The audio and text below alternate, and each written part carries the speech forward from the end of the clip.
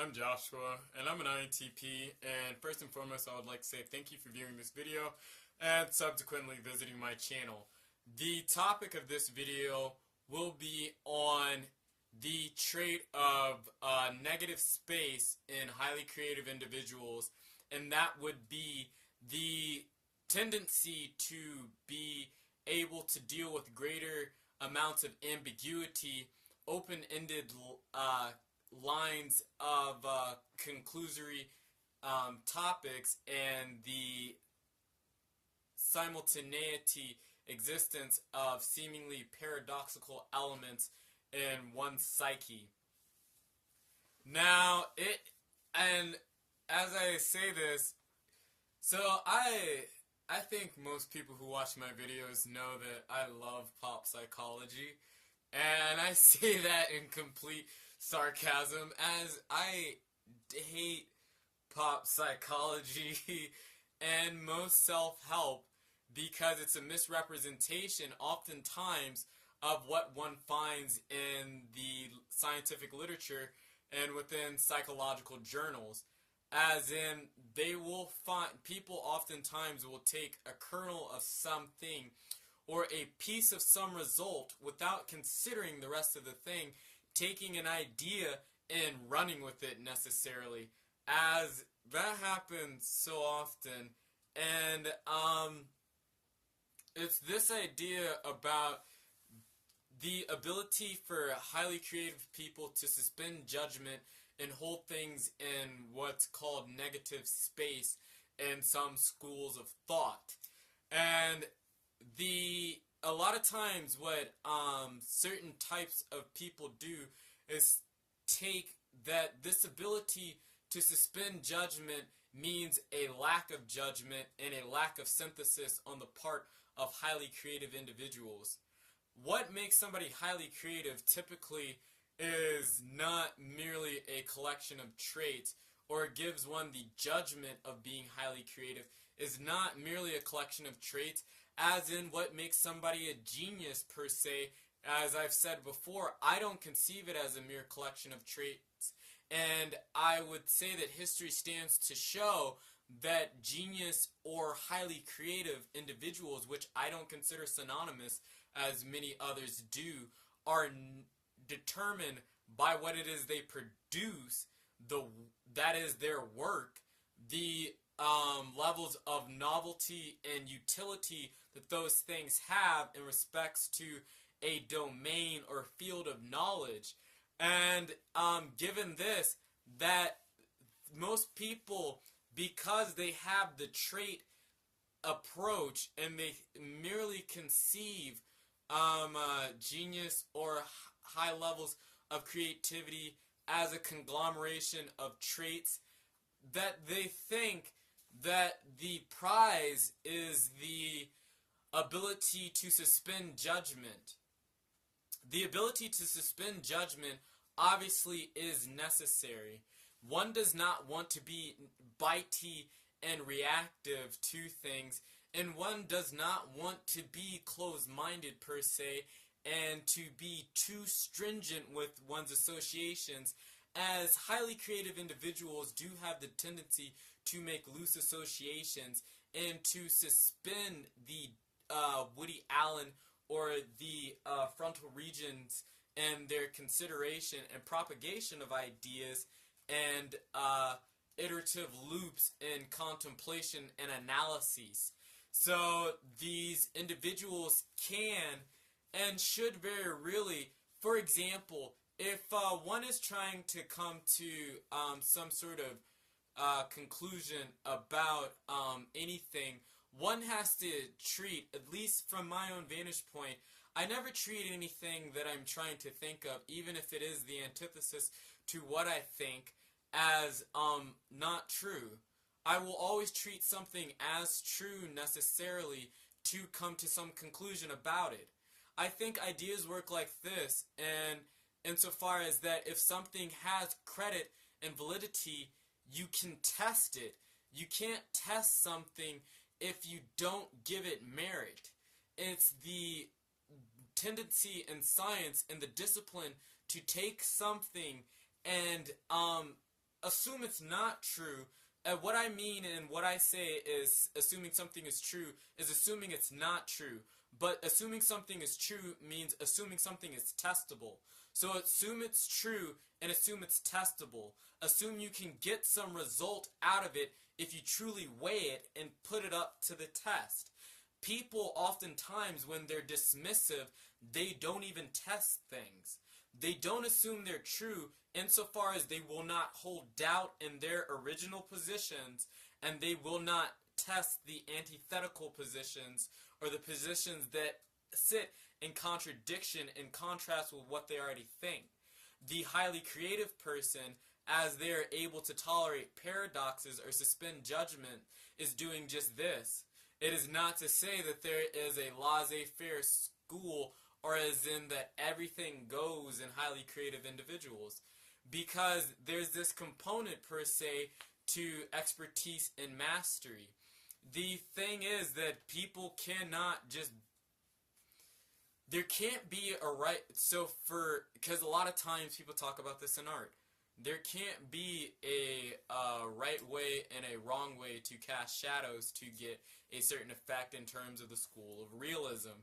As in, if you want to make something look real, you're going to have to make yourself subjected to the ways that things interface with human sensory positions, or in just the human sensory experience, and the our tendency to hold certain perspectives, as in, i.e. the school of perspectives. You're going to have to bend yourself to some things and say that there is a right or a wrong.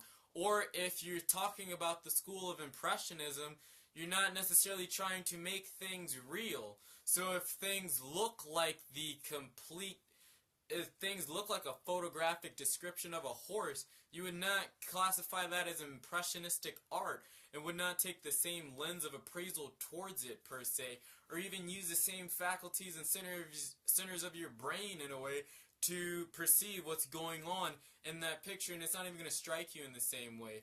There is not this infinitum even in the highly creative individuals, as we are, and the things about us are still subject to the phenomenon of our minds and neurophysiology and the way that human cognition and perception works.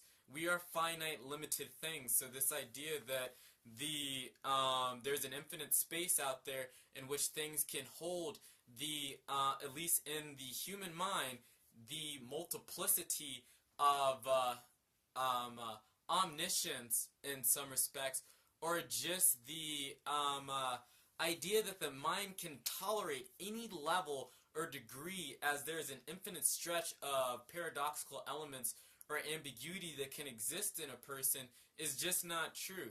So one has to ask just exactly what is the highly creative person doing per se when they are, and what do researchers mean when they say that they can tolerate ambiguity?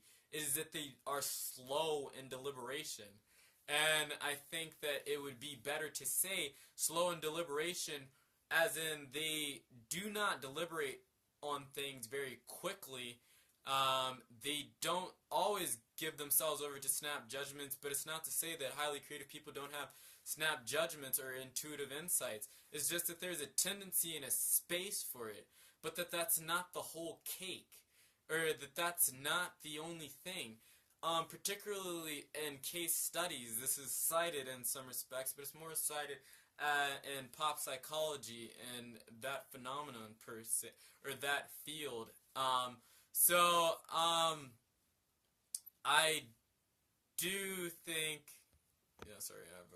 so I do want to elucidate that in saying that holding what you think is true in doubt, putting it in a place of uncertainty and doubt, really, and scrutiny, and considering that what you do not think is true is validly testable, as in you do treat it as it is true in some respects.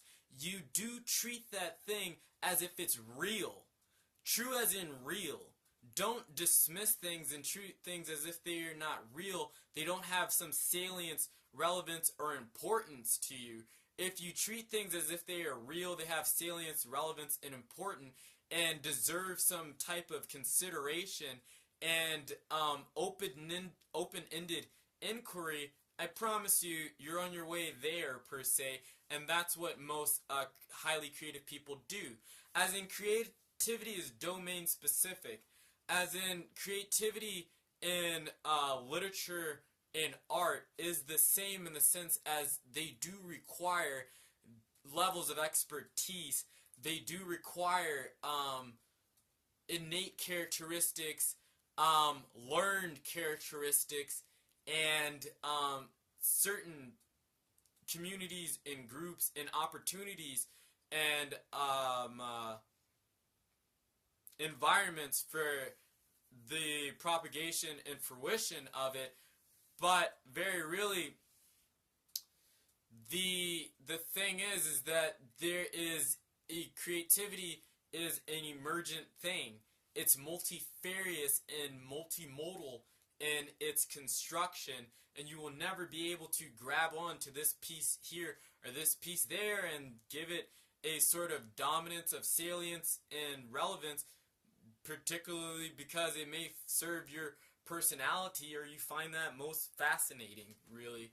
As in, the greatest empirical lens one can come about it is that it has to be a little more nuanced, per se, and it is not that simple. And I don't ever present things just to complicate them, but to get them accurate, and it requires the introduction of new items of consideration and knowledge at times, which can seemingly be as the interjection of complexity to people, but really it's accuracy that I'm after and why I'm saying that. It's not just being comfortable with ambiguity, as in, if you're going to have logical ingenuity and you have to be creative to be a mathematician, you have to be creative to be a scientist, at least to be a seminal figure, per se, or come up with insight and breakthroughs. If you want to get to where someone else, to where the field has not been, you have to consider things in a new way, and outside of the current scope and framework of things, you have to get outside of the system. That requires a step and a leap in insight, or a creative output or outpouring by the individual. Creativity is just as necessary in logic, in science, in mathematics, and it's this tendency to not hold this picture in perspective that gives the crazy snake oil charming things that people can tend to come up with by way of their, I don't know, however they come up with these things, per se. Well, I said it before, they take pieces of things, per se, and don't look at the entire picture. It's something that I find even offensive when other atheists do it with the Bible. You can't take things out of context. That's just not a good strategy in understanding something. Don't take things out of context. Don't take something devoid of all of the other components that make up the entire epistemological structure that it's a part of. It's like you wouldn't take just a brick out of your house and say that represents the whole thing. Now, would you? That just doesn't. That's not a. I don't know why people do that with ideas. It's just not a good thing to do, per se. And some things are redundant, and not every house is well put together, per se. If you want to think of ideas in that way, and not everything is worth considering in some way, but look at the whole parts in some respects for most things, and be disappointed later that you had to go through all the trouble of reading that worthless stuff or considering these worthless things, than not considering them and being at loss for this fact that you're now in error. I just don't. That's because I'm an INTP, I suppose. So that's how I see it. But ambiguity really is the suspension of judgments, per se, and the tendency towards ambiguity is greater in literature, not necessarily art, not necessarily mathematics, not necessarily science, absolutely not in mathematics. Well, I can't say absolutely not in mathematics, because you have things like lemma, lemmas and other things that are Tacitus pieces of mathematics and the axioms that the things are founded upon, which are fairly ambiguous per se, as in they're not stringent, can't be rigorously proved and structured in the system of codification of mathematical thoughts and theorems.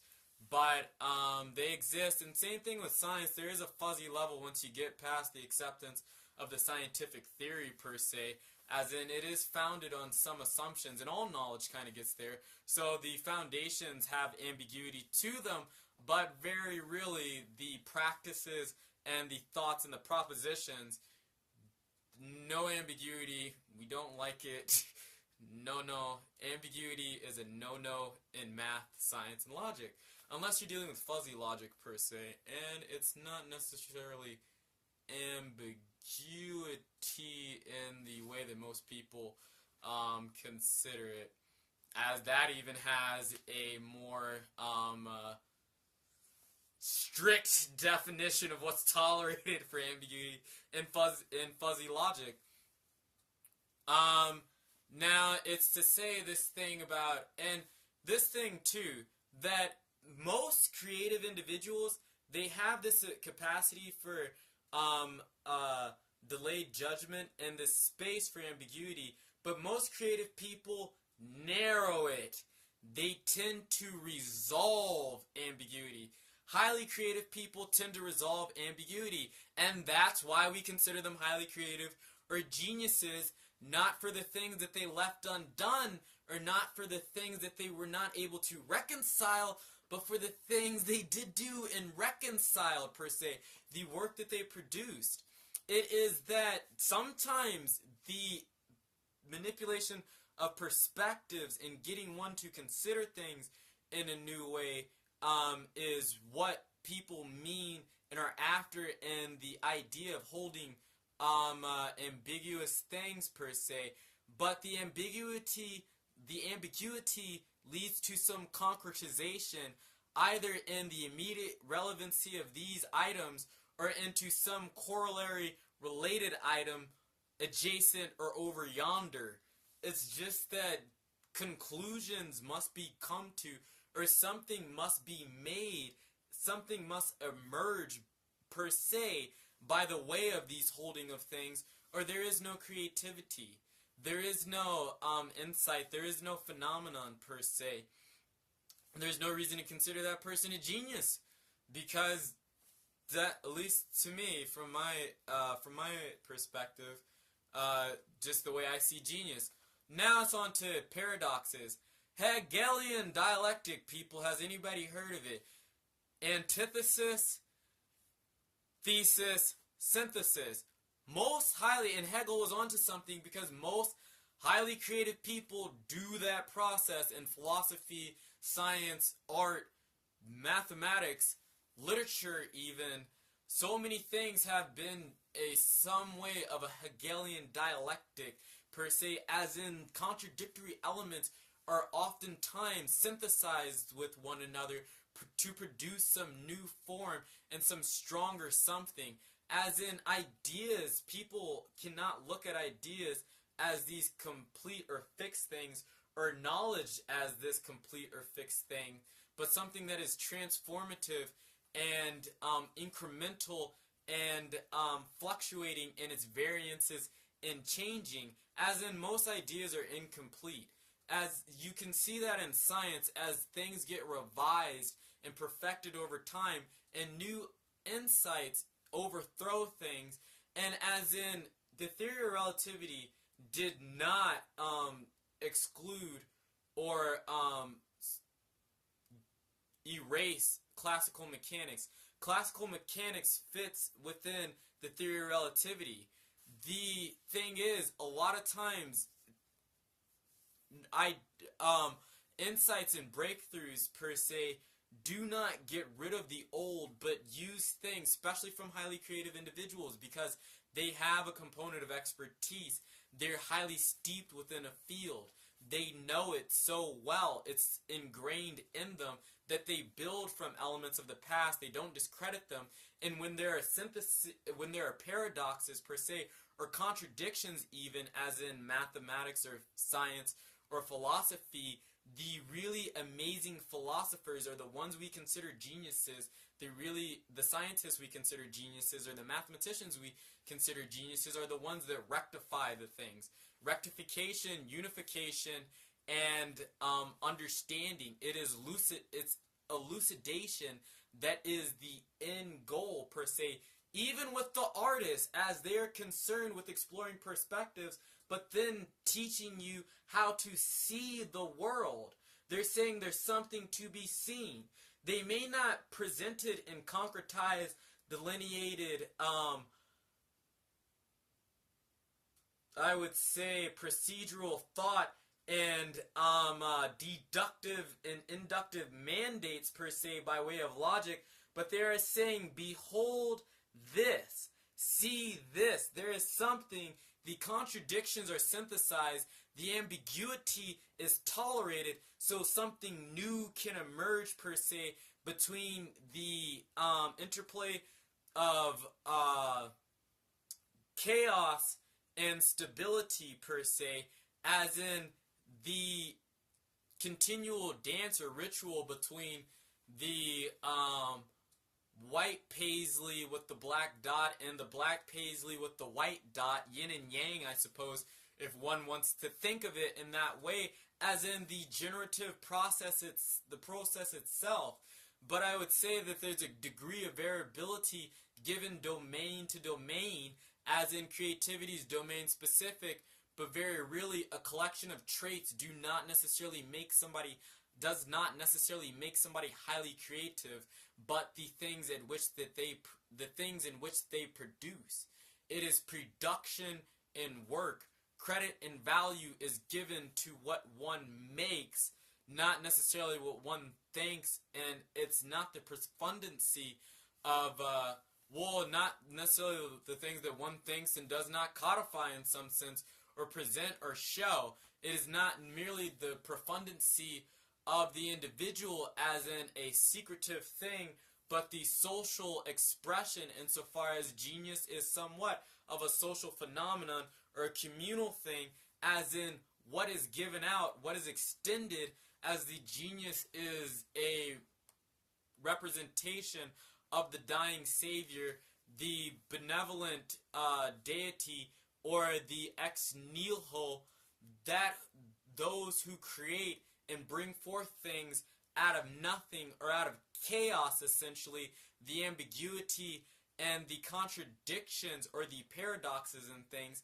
as in paradoxes do not stay paradoxes for long, and ambiguity should not stay ambiguous for long. No field or domain of knowledge has shown in history that things stay that way, but is the striving for progress and the attainment of knowledge, or the expansion of perspective in knowledge, that is the creative process, as this will be marked and conquered at some point, though it may not be here in our immediate future. It should come in the near future, and when it comes, it will be the heralding of genius, as in genius does not exist apart from the creation of something and the generation of something. And typically, and oftentimes, these things come by the resolvement of ambiguity and the synthesis of paradoxes. And I promise you, in the rectification of contradictions, and I promise you, if you go into any field and find some ambiguities, find some paradoxes and some contradictions, unify one, clear up the ambiguity, or rectify the contradiction, it's going to be really hard for people not to want to give you some sort of Nobel Prize, very really. You teach somebody how to see the world differently, very rarely, it's just typically, we call those people geniuses. And that should be the thing. Now, very really, I suppose people I don't know necessarily if people are going to make the leaps insofar as getting them to suspend their judgment that they are going to try and rectify ambiguities. I don't know that necessarily, but I just find that in pop psychology, very really, that things are presented in a certain way, and they're misleading in some respects, as they're not the whole picture. Yeah, that's my thoughts on ambiguity and paradoxes and the highly creative individual. So thank you for watching, and yeah, you can share your thoughts if you so choose.